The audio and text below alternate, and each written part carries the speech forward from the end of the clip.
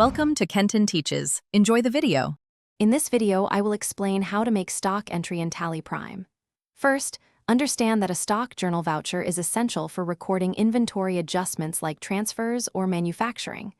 To begin, open Tally Prime and go to the gateway of Tally. From there, select the Vouchers option.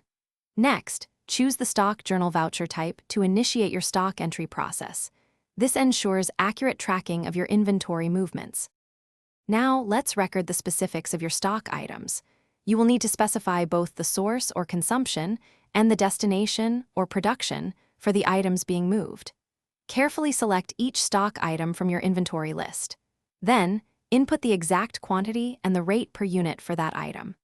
Tally Prime will automatically calculate the total amount for you, ensuring precision in your inventory records.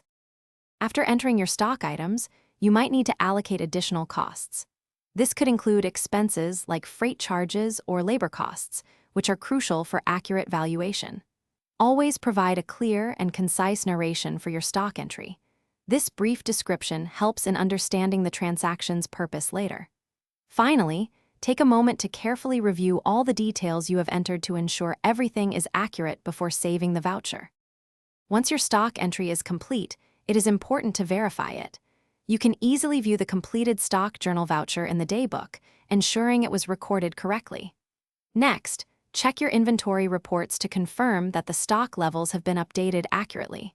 For deeper insights, utilize the stock summary and movement analysis reports. These tools provide valuable information about your inventory flow and current holdings, helping you manage your stock effectively. Thanks for watching. Please subscribe if this video was helpful.